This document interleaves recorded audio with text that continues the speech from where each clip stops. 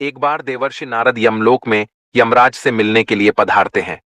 देवर्षि को देखकर यमराज भी उनका स्वागत करते हैं और पूछते हैं, हे देवर्षि, आज यमलोक में आने का क्या प्रयोजन है?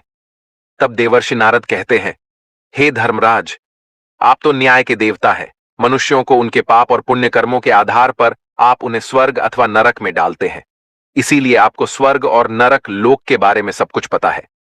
मैं यहां पर यह जानने के लिए आया हूं कि नरक की वह कौन सी नदी है जिसमें पापी और पुण्य आत्माएं एक साथ गिरती है। वह नदी कैसी है, उस नदी का क्या नाम है और मृत आत्माएं उस नदी को कैसे पार करती है। कृपया आप मुझे इन सभी के बारे में बताने की कृपा करें।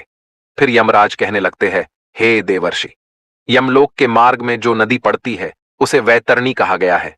यह नदी अगाध, दुस्तर और देखने मात्र से ही पापी मनुष्य को महाभयभीत करने वाली है। इस नदी में मांस, रक्त, पीप आदि से युक्त जल बहता रहता है, जिसे पार करना पापी मनुष्यों के लिए बहुत कठिन होता है। तथा यह नदी भयंकर नुकीले दांतों वाले जीव जंतुओं से व्याप्त है। फिर यमराज देवर्षि नारद को अपने साथ लेकर वैतरणी नदी की ओर प्रस्थान करते हैं। यमराज कहते हैं, देखिए देवर्षि, इस वैतरणी नदी में पापी आत्माएं यमदूतों के द्वारा गिराई जा रही है। पापी मनुष्य इस नदी को देखकर भयभीत हो जाते हैं।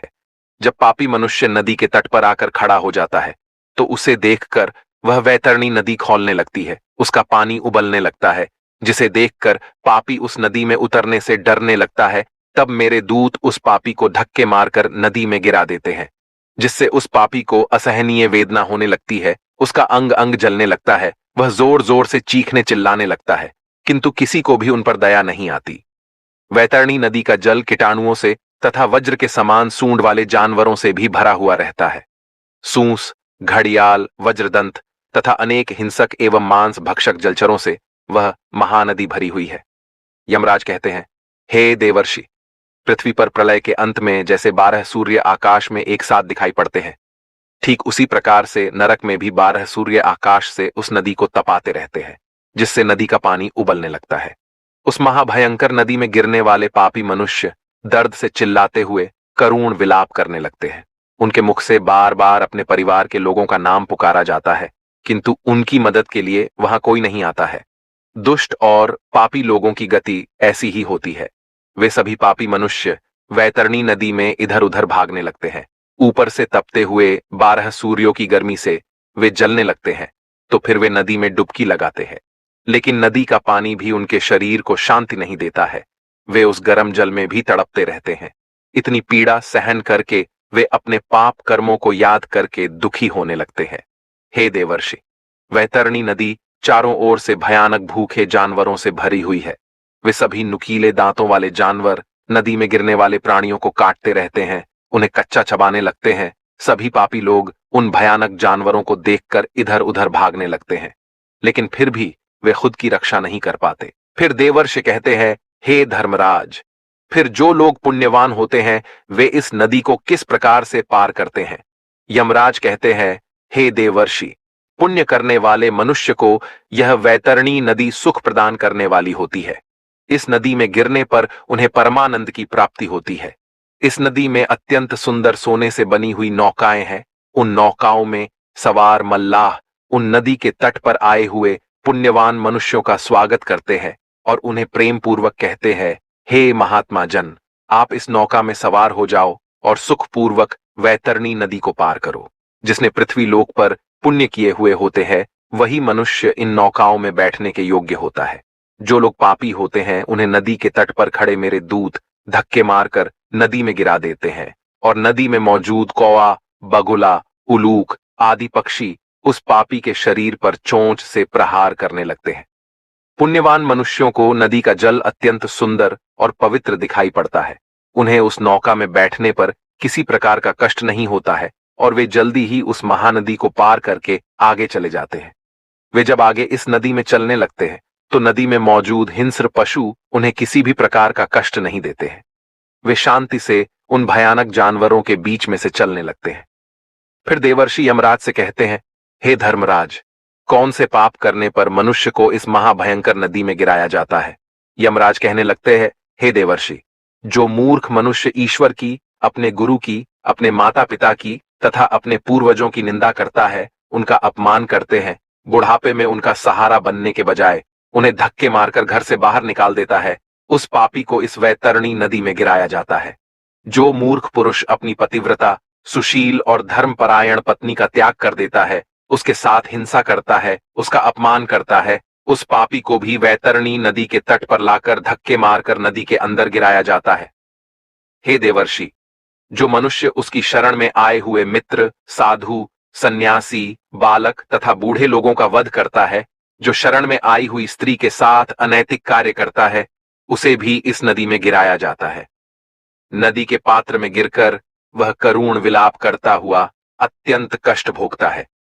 जो स्त्री पति के साथ विश्वासघात करती है, दूसरे पुरुषों के साथ संबंध रखती है, व्याभिचार करती है, उस पापी स्त्री को भी इस नदी के पात्र में गिराया जाता है। बड़े सूंड वाले जानवर, घड़ियाल आदि उस स्त्री पर झपट्टा मारते हैं और वह उनसे बचते बचते इस नदी के पात्र में आगे चलने लगती है।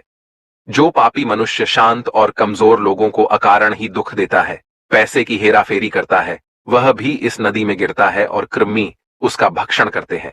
जो मनुष्य पूज्य जनों तथा गुरुजनों को वचन देता है और बाद में उस वचन का पालन नहीं करता है, मैंने ऐसा वचन दिया ही नहीं, ऐसा कहकर झूठ बोलता है, तो उसका भी वास इसी नदी में होता है और विषैले सर्प उसे डसने लगते हैं।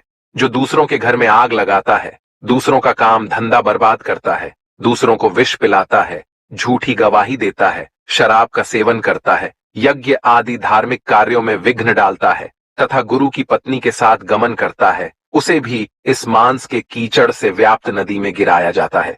जो पापी मनुष्य दूसरों को वस्तु भेंट करके फिर से उसे चुरा लेता है, जो सेतु अर्थात नदी पर बनाए हुए पुल को तोड़ता है, दूसरों की पत्नी के साथ भोग विलास करता है, गायों को पानी पीने के लिए बनाई हुई बावली को तोड़ता है तथा छोटी कन्याओं के साथ बलात्कार करता है, उसे भी धक्के मारकर इस नदी में गिराया जाता है। नदी में स्थित जानवर उसका मांस नोच नोच कर खाने लगते हैं। जो भी मनुष्य दान नहीं करता, दान देकर बाद में पश्चाताप करता है, मांस का भक्षण करता है, गायों को मारता है, वह भी इसी नदी में गिरता है। अहंकारी, दूसरों की झूठी प्रशंसा करने वाला, गर्भपात करने वाला भी इसी नदी में गिराया जाता है। इतना सुनकर देवर्षि नारद आश्चर्यचकित हो जाते हैं और यमराज से कहते हैं, हे धर्मराज, इस महाभयंकर नदी का वर्णन सुनकर तो मेरे रोंगटे खड़े हो गए हैं, किंतु हे धर्मराज, मैंने सुना है कि नरक में एक और नदी भी है जो बहुत ही सुंदर और पवित्र है, कृपया आप उसका भी वर्णन करें। फिर धर्मराज कहते हैं, हे देवर्षि, इस वैतरणी नदी को पार करने के लिए मनुष्य को 17 दिन का समय लगता है और वह 18वें दिन मेरे नगर में पहुंचता है, जिसे यमपुरी कहा जाता है। इस नगर के पास पुष्पभद्रा नाम की नदी प्रवाहित होती है।